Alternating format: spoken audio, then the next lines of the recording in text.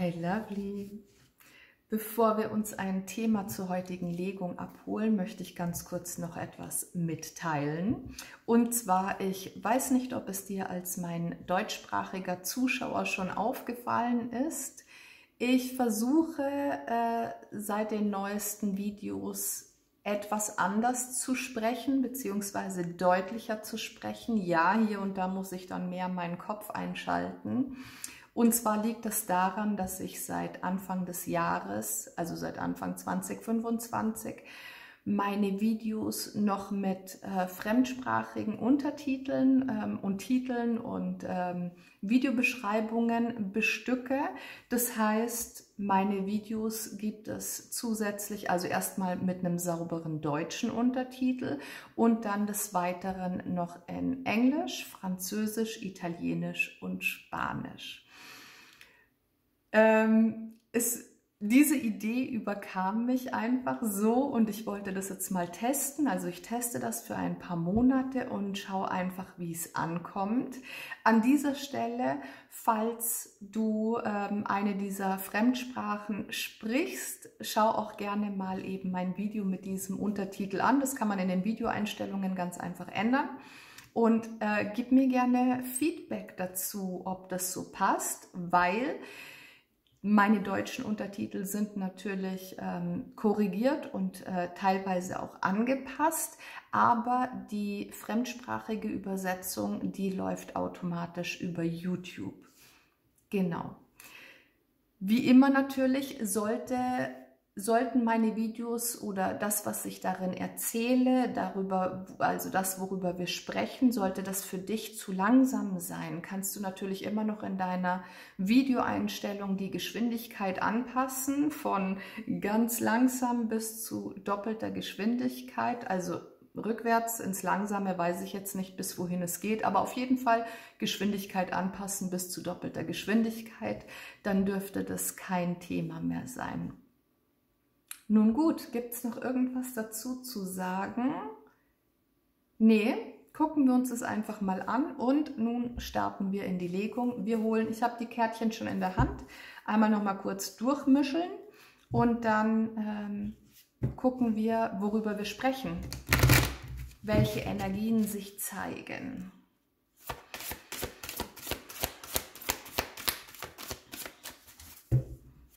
Die sind zu groß, die Karten. Ich muss die mal ein bisschen anders halten. So. Bitte ein paar einzelne Energien zum heutigen Thema.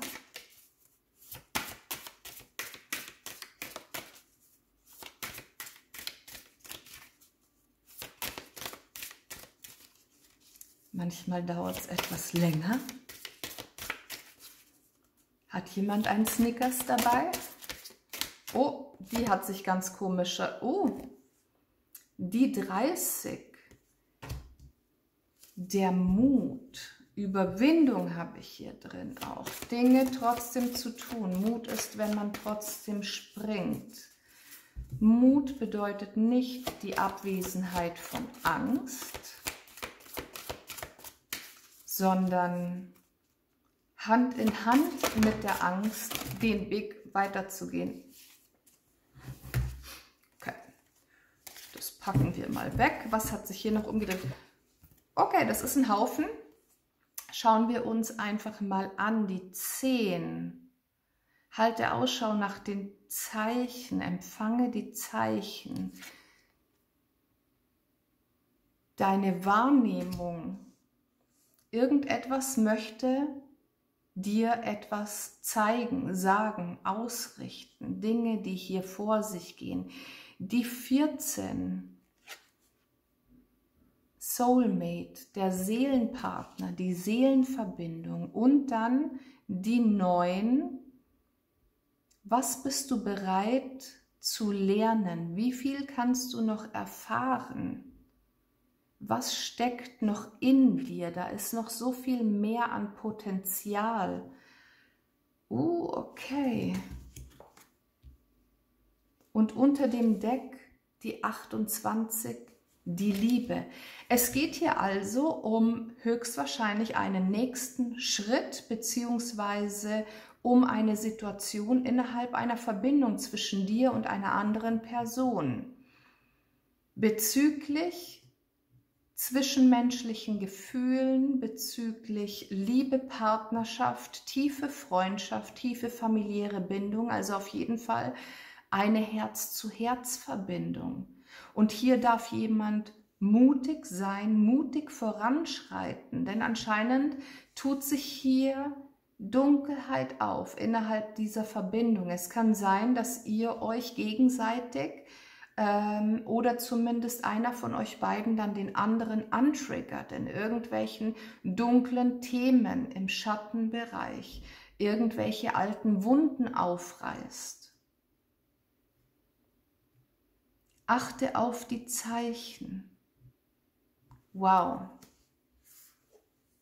Schön, schön. Mit was tauchen wir hier ein? Oh, die muss ich auf jeden Fall noch dazu nehmen. Das machen wir aber dann nachher.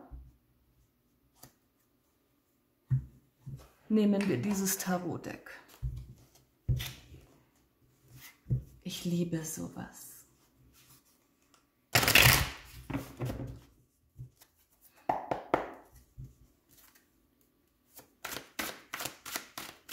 Hier ist Liebe, hier ist tiefe Liebe, welche aber durch irgendwelche Themen beschattet werden. Es liegt ein Schleier über eurer Verbindung, ein dunkler Schatten.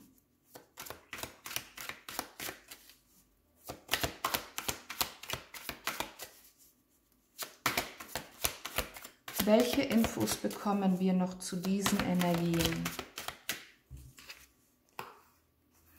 Der König der Stäbe und das Gericht.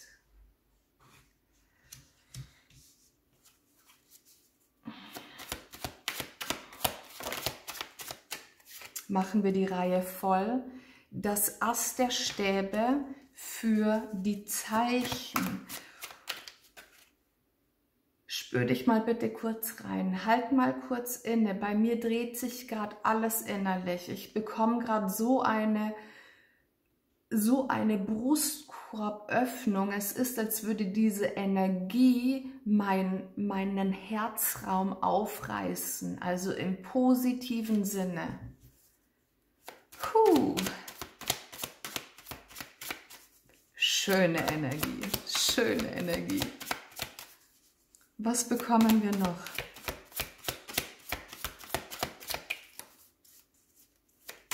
Wir gehen sofort darauf ein. Ich möchte hier schnell die Reihe voll machen, dass wir das ganze Bild da liegen haben. Die 5 der Stäbe für den Soulmate. Oh. Und die, was ist das? Die 9 der Schwerter für das Lernen bzw. die Entwicklung, die Weiterentwicklung. Und die 5 der Kelche für die Liebe.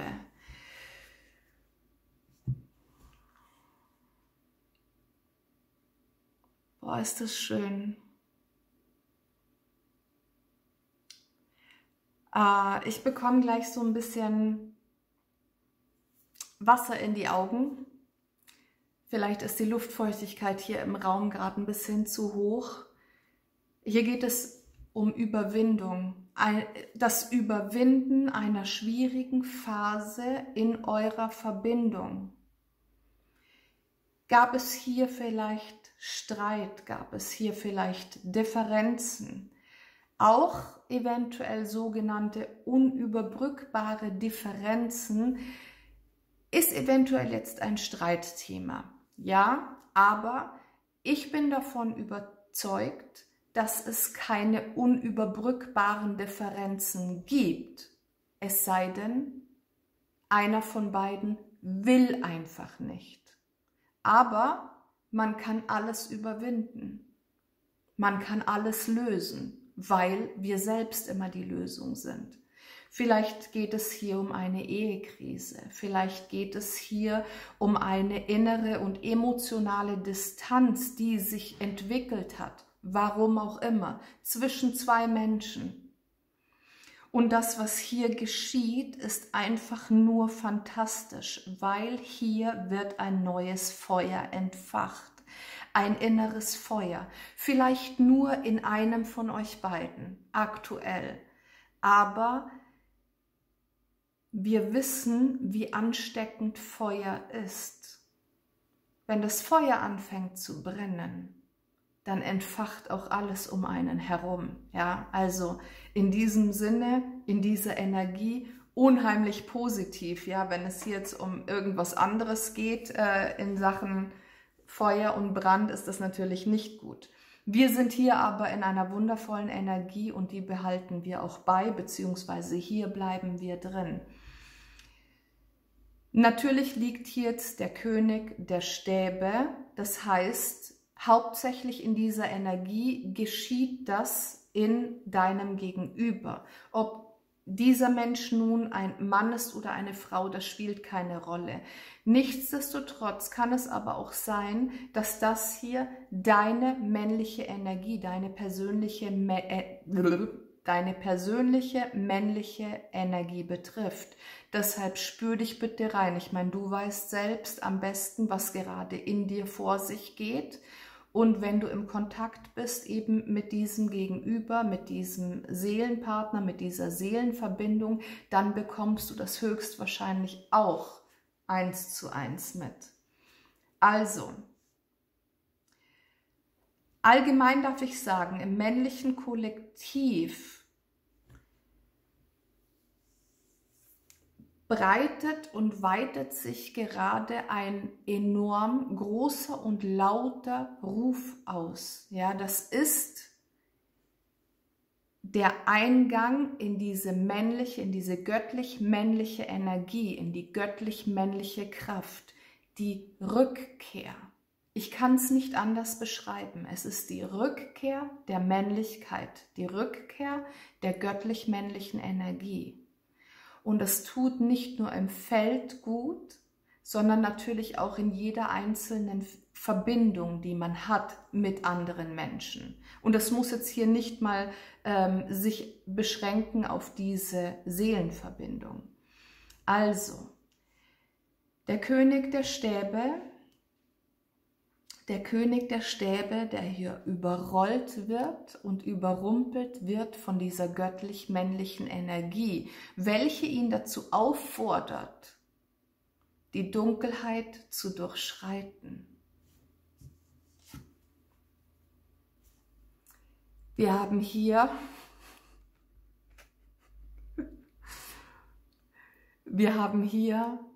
das abgrundtief Böse, ja, sämtliche Hindernisse, natürlich in Gestalt einer Frau, was sonst, ja, lassen wir das einfach, okay?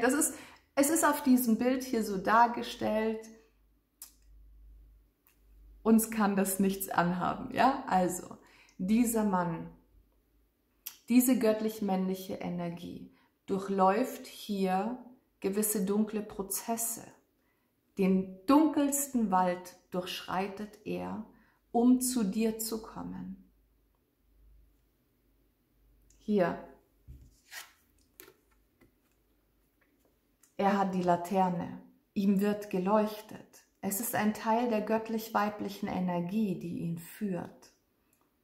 Vielleicht eine Person im Außen, vielleicht du, vielleicht seine eigene göttlich-weibliche Energie. Oh, ist das schön, es ist fantastisch. Es ist einfach so mega. Es ist einfach so unbeschreiblich, was geschieht, wenn man sich seiner eigenen göttlich-weiblichen Energie hingibt. Dann passiert sowas. Dann kann diese göttlich-männliche Energie erschaffen. Ja, es gehört beides zusammen. Es gibt nicht nur die göttlich-männliche Energie oder nur die göttlich-weibliche Energie. Nein, beides gehört zusammen. Beides bildet die Einheit. Es geht nicht getrennt. In diesem Sinne, in dieser Energie geht es nicht getrennt. Und es ist einfach so schön, das zu sehen. Okay, gehen wir weiter, bevor ich hier noch tiefer mich in diese Energie, weiß ich nicht, reinlege, hingebe. Also, dieser Mensch wird gerufen und zwar durch und durch. Er kann diesem Ruf nicht entfliehen, weil selbst wenn man versucht zu entfliehen, überrollt das Leben einen mit dieser Energie, mit dieser Dunkelheit, mit diesen Schatten. Und ja, um ans Licht oder um ins Licht zu kommen, um das Paradies zu erreichen, müssen wir erst durch die Dunkelheit, müssen wir erst durch die Hölle gehen. Das ist ein Fakt. Um eine Prüfung zu bestehen, müssen wir erst dafür lernen und wir müssen die Prüfung schreiben.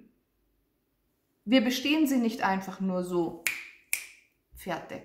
Funktioniert nicht. Ja, vielleicht, wenn man, keine Ahnung, irgendwen bezahlen kann oder so, weiß ich nicht. Aber darum geht es hier gar nicht. Hier geht es darum, diesem Weg zu folgen, dem Weg der Dunkelheit, dem Weg durch die Schatten. Und dieser Mensch hat einen Lichtblick, hat einen Fokus. Entweder ist es die eigene göttlich-weibliche Energie oder du bist es als Gegenüber. Hier kommen so viele Erkenntnisse, so viele Offenbarungen.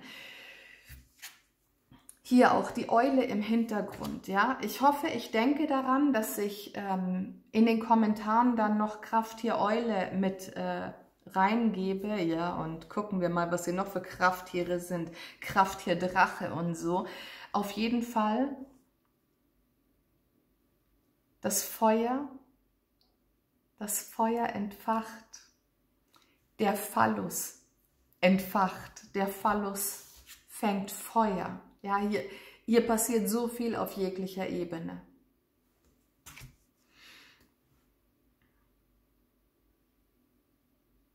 Das ist fantastisch.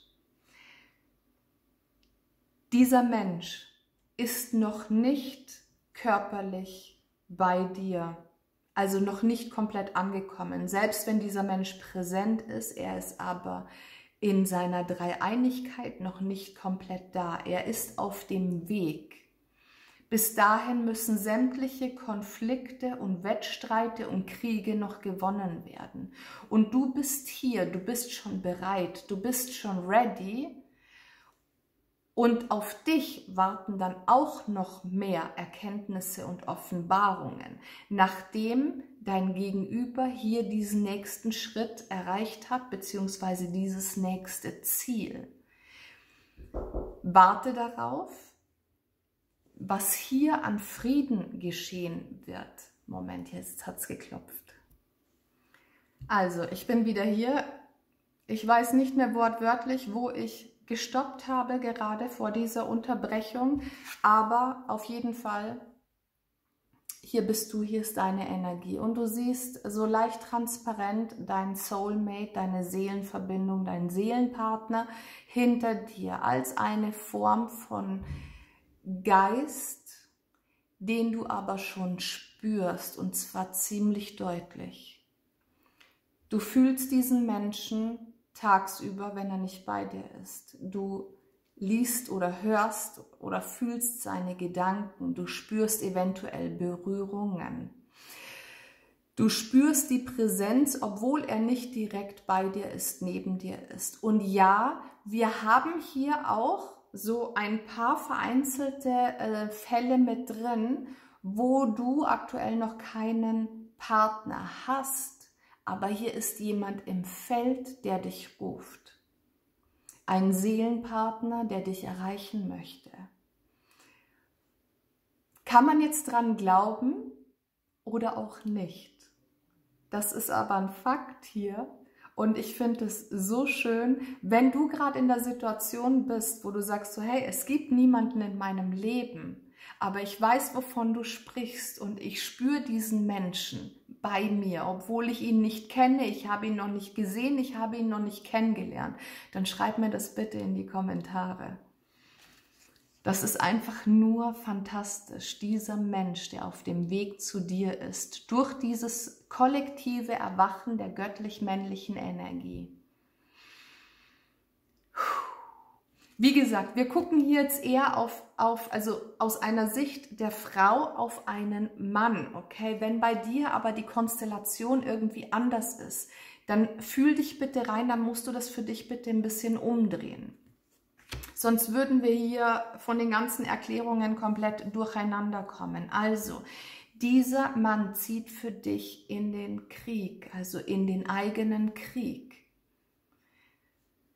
Rettet seine eigenen Welten, um dich zu erreichen, um zu dir zu kommen. Was macht das mit dir? Und an dieser Stelle kriege ich schon wieder Pippi in die Augen, weil das ist ein großer Schritt. Die weibliche Energie war oder ist aktuell noch gefangen in einem gewissen Maß von Dunkelheit, in einer gewissen dunklen Masse.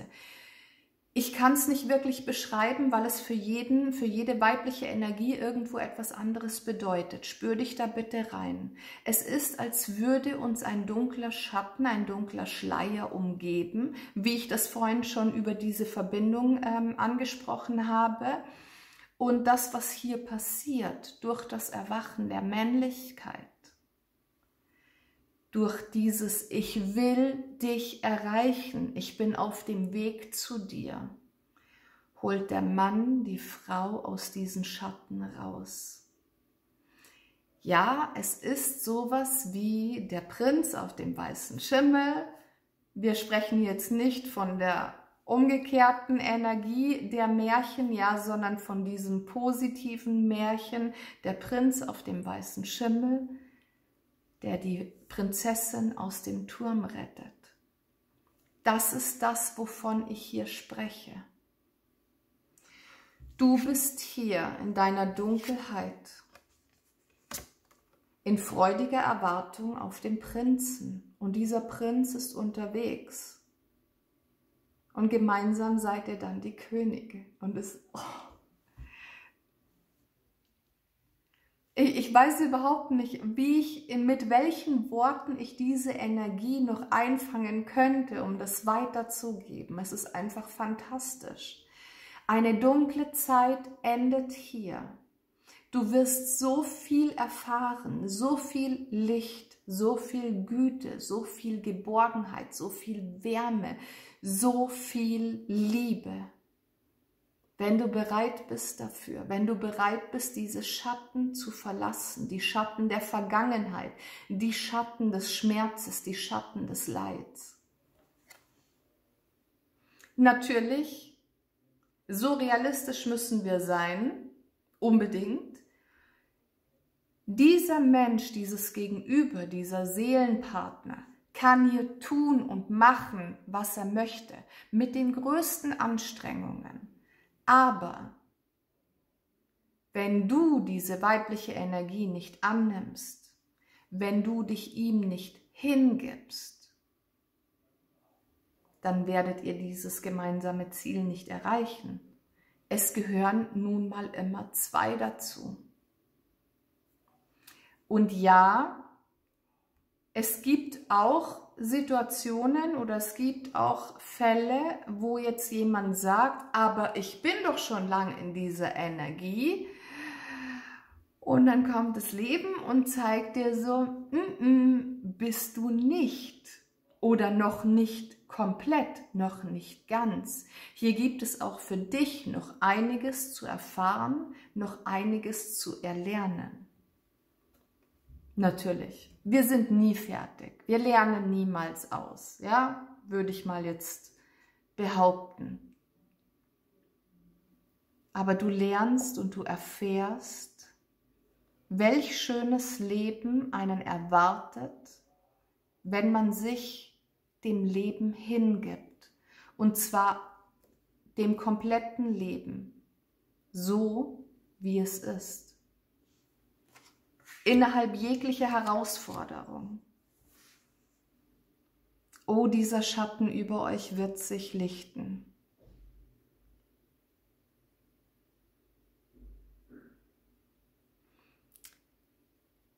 Ja, da gab es viele Tränen oder gibt es vielleicht aktuell noch viele Tränen, viel Schmerz innerhalb dieser Verbindung. Vielleicht fühlst du dich verloren, vielleicht fühlt sich dein Partner verloren. Vielleicht glaubt ihr beide, es passt einfach nicht, es klappt einfach nicht. Zurück zum Thema unüberbrückbare Differenzen. Aber ich sage dir, wenn ihr beide euch liebt, tief im Herzen, und ihr sagt beide Ja zueinander, dann werden hier Brücken gebaut über diesen unüberbrückbaren Differenzen. Denn am Ende steht immer die Liebe. Und am Ende steht immer das Liebesglück. Hier die, oh Moment, 6 der Kelche waren das ja, okay, nicht 5, ich habe mich vorhin vertan, Entschuldigung. Spielt aber keine Rolle in diesem Fall, weil Schmerz und Leid werden hier überwunden, okay, und hier gibt es eine Wiedervereinigung zwischen euch beiden auf einer komplett anderen Ebene.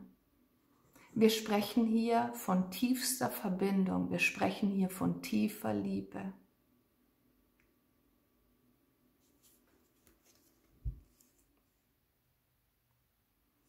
Liebesglück. Am Ende dieser Straße ist er schon fast in Person da.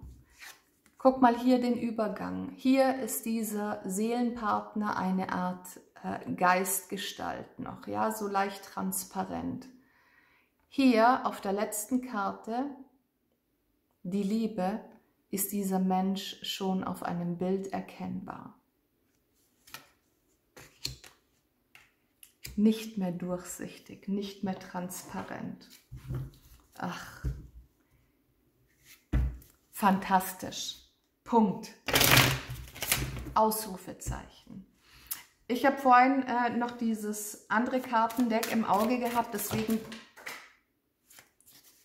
werden wir hierzu noch etwas abholen. Oh, das war eine einzelne.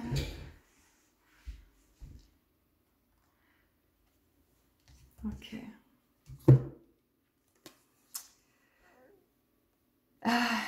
Jeder Mensch, der gerade hier zusieht, hat eine andere Ausgangsposition, hat eine andere Situation. Achte bitte darauf, welche Tiere dir momentan begegnen oder begegnet sind innerhalb der letzten Tage oder Wochen oder dir begegnen werden in den nächsten Tagen und Wochen. Jeder hat ein bestimmtes Tier bzw. eine bestimmte Tierbotschaft, die ihm sämtliche Geheimnisse, Themen, Energien aufschlüsselt. Es geht hier nicht um ein spezielles Tier, also ich werde in den Kommentaren dann noch die Krafttierbotschaft für die, hier haben wir sie Eule und für den Drachen einstellen. Aber hier geht es nochmal ganz genau, vielen Dank für die Erinnerung, ganz genau um deine persönliche Krafttierbotschaft. Finde sie und sie wird dir ganz, ganz viele Geheimnisse erläutern. Lovely, ich kann an dieser Stelle nur sagen, ich bin ultra dankbar dafür, dass ich dieses Reading heute legen durfte und ich hoffe, du bist dabei, ich hoffe, du konntest es spüren und ich wünsche dir alles, alles Liebe. Bis zum nächsten Mal.